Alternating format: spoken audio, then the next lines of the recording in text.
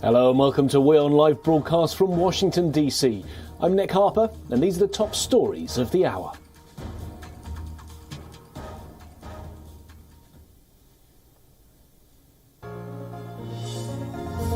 After talks with the United States in Geneva, Russian Foreign Minister Sergei Lavrov says that dialogue would continue over Moscow's security demands and that it expected written responses from Washington next week.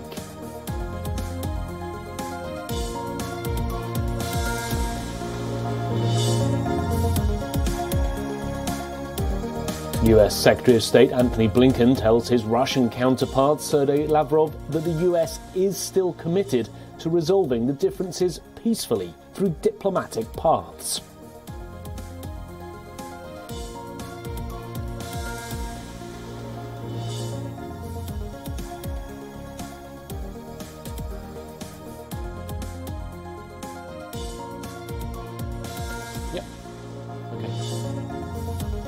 Okay, ready.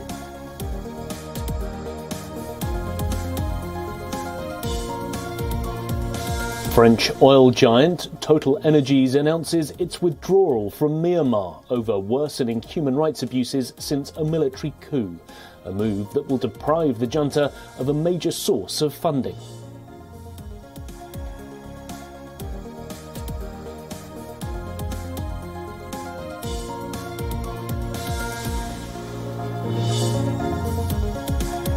There will be no blockbuster fourth-round clash at the Australian Open between the two biggest names in women's tennis. Defending champion Naomi Osaka is knocked out by Amanda Anisimova, even as world number one Ashley Bartley sails through.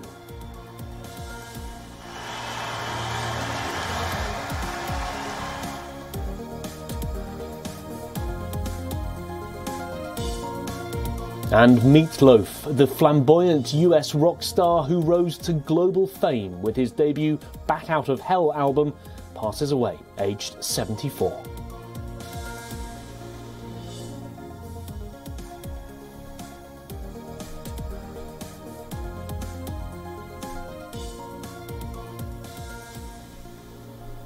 The United States and Russia have wrapped up another round of talks in Geneva, in what was dubbed as the last-ditch efforts to find a solution over Ukraine.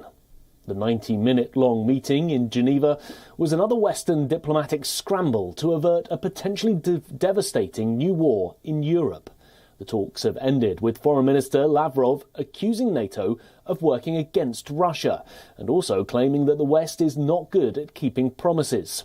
President Vladimir Putin has demanded the West stop Ukraine from joining NATO. He also wants NATO to abandon military exercises and stop sending weapons to Eastern Europe. The Foreign Minister Lavrov reiterated Moscow's position on Ukraine, repeating that Russia has never threatened the Ukrainian people and has no plans to attack Ukraine. Russia has never, nowhere, not a single time, through its official representatives, threatened Ukrainian people. As I told you, it's not the end of our discussions. Next week we will, as Antony Blinken highlighted several times, receive the written response.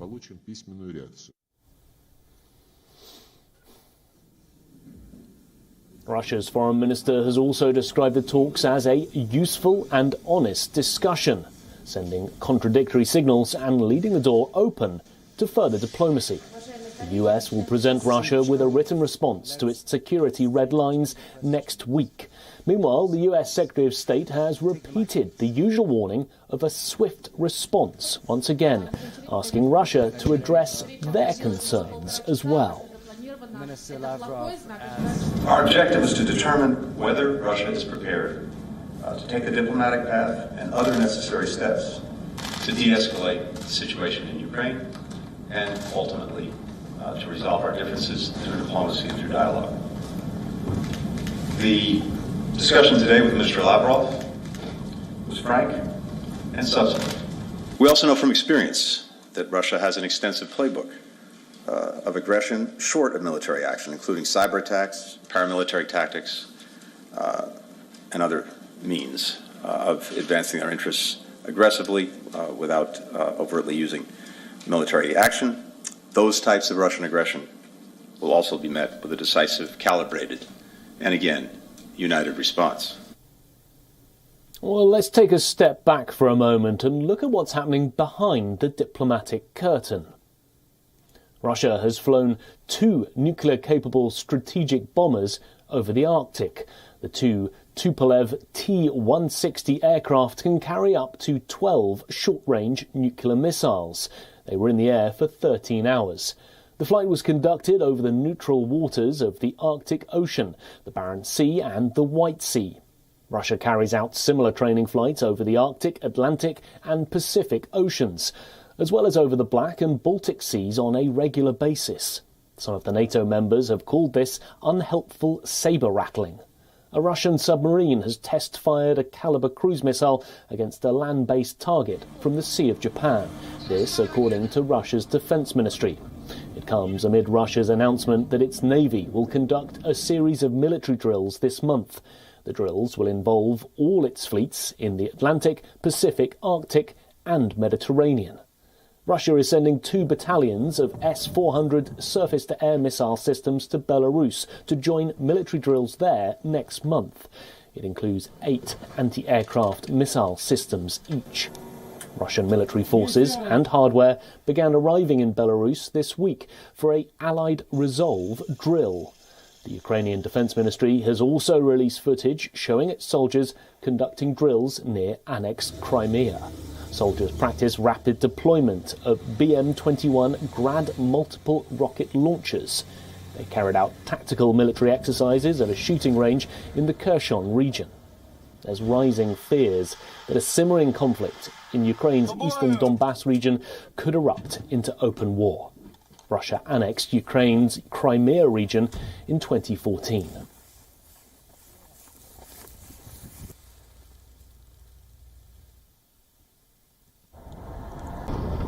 The US has given a green light for Baltic nations to rush US-made weapons to Ukraine and Lithuania.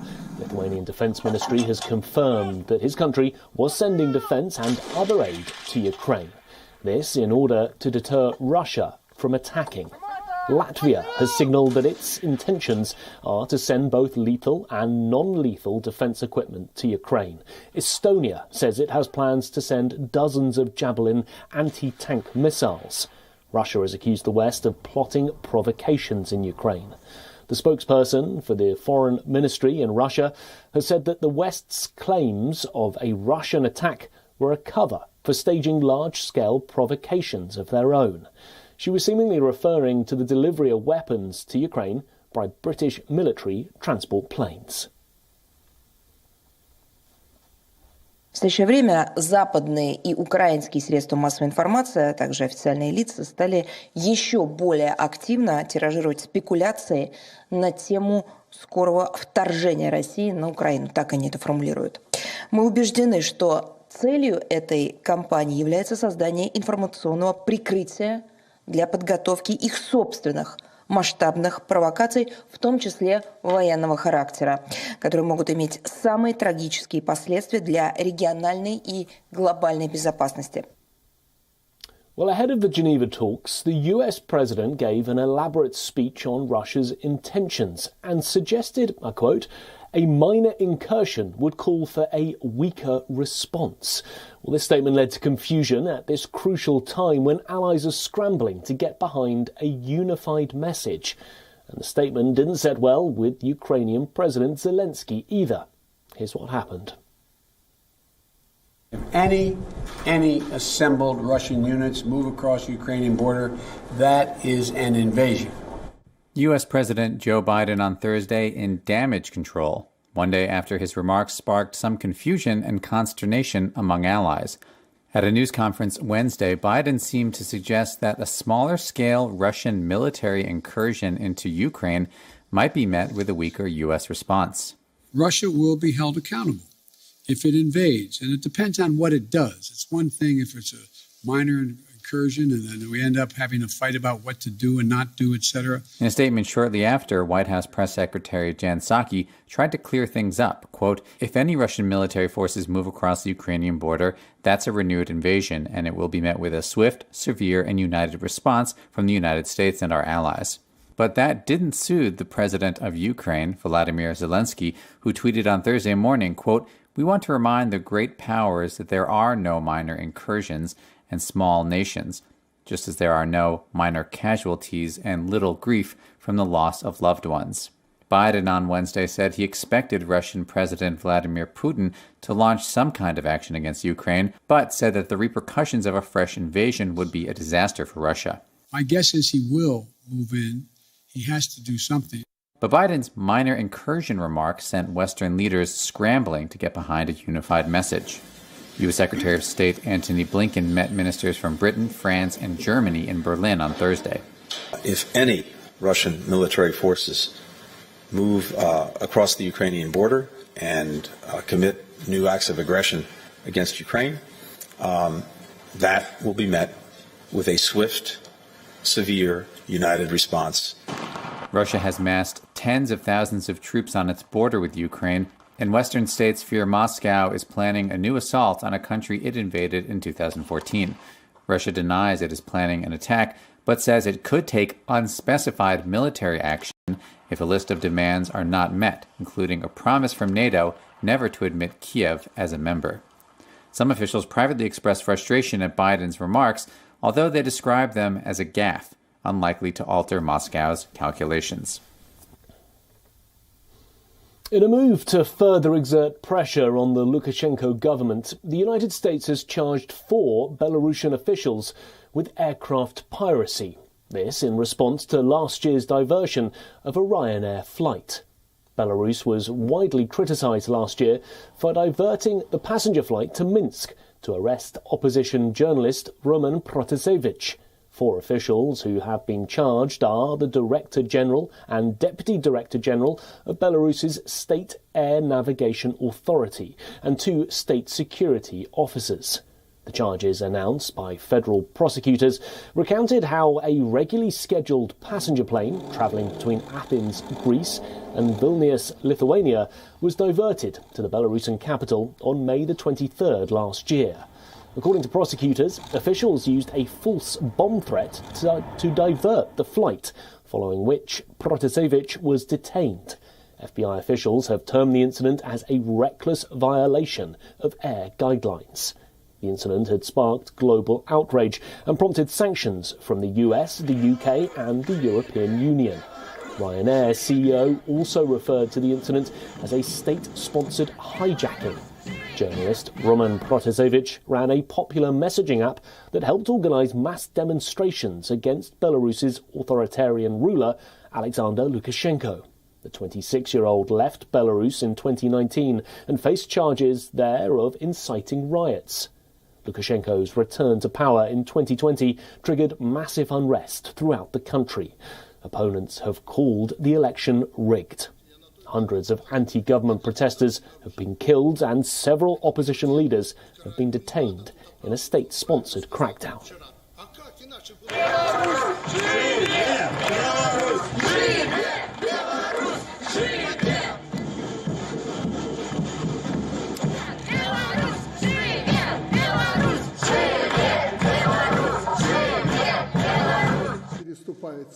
Красная линия, власть должна. Zimbabwe witnessed violent elections 20 years ago. They faced travel bans and asset freezing as a result by the United States and Europe. But 2 decades on, Zimbabwe continues to face the consequences of those sanctions, and it's the ordinary Zimbabweans who are most affected. For 20 years, Zimbabweans have slipped into further poverty, their economy crushed by unsustainable debt and hyperinflation. The United States passed sanctions after then-President Robert Mugabe launched a violent election crackdown. Meant to target leaders, they have far-reaching consequences, including on ordinary Zimbabweans like Blessing Zinzi, an informal trader. These sanctions have let us down and continue to suppress our business, and their wish is to see us suffer. But God will not forsake us. In the late 1990s, this factory ran at full capacity and planned to expand. But international sanctions made attracting foreign investments impossible. It is now a shadow of its former self. We used to employ over 350 employees here. We are now down to less than 50 employees. Just that tells you what sanctions are. We used to train refrigeration mechanics, and all the refrigeration mechanics that we've trained, which are much more than 300, have all left the country and are working all elsewhere outside the country. The European Union eased sanctions in 2019, but the US has maintained its restrictions. Zimbabwe also does not receive aid from the International Monetary Fund. President Emmerson Mnangagwa, who succeeded Mugabe in 2017, has called for an end to rules which block banks from lending money to the country. Some Zimbabweans support his call, like this group that regularly protests outside US Embassy in the capital Harare. But the US demands that Zimbabwe hold more credible elections and respect human rights.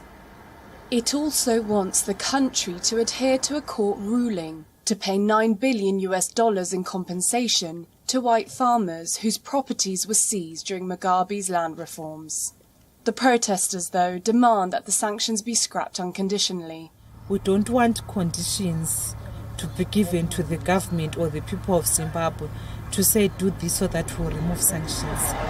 Actually, especially when it's being done by the so-called people who claim to be masters of democracy and human rights, yet they fail to uphold the things that they preach.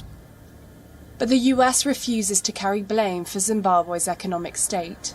It points the finger instead to mismanagement and corruption.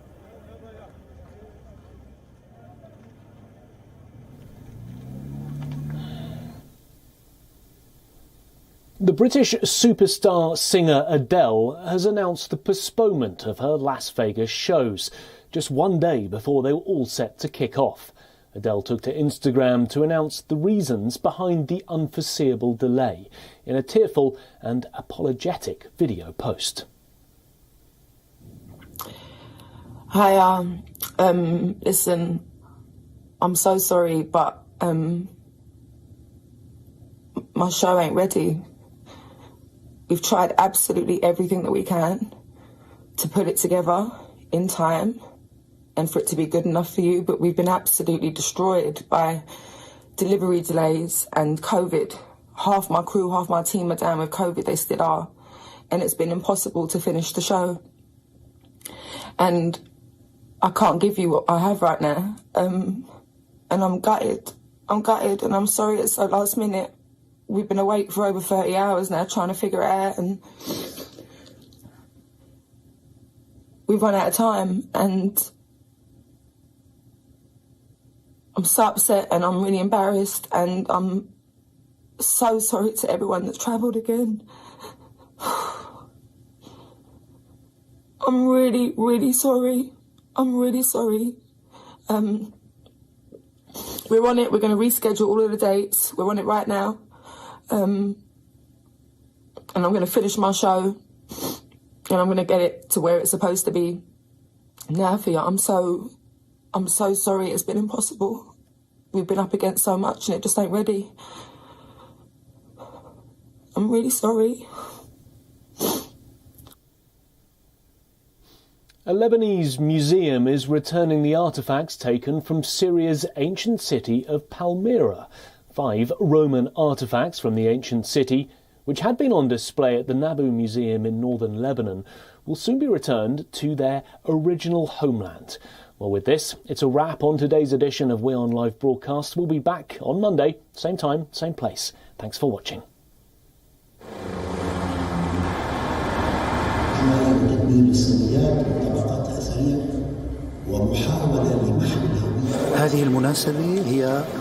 This is a ceremony to hand over 5 Roman artifacts from Tadmor, from the Lebanese Nabu Museum, a private museum, to the Arab Republic of Syria, to the Syrian National Museum.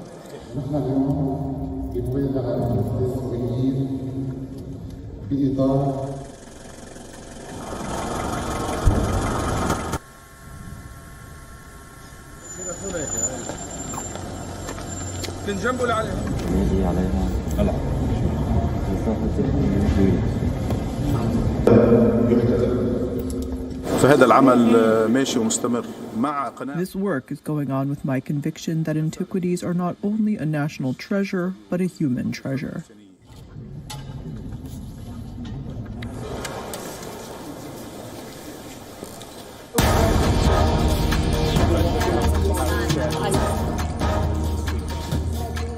Many other. This is right, Arab.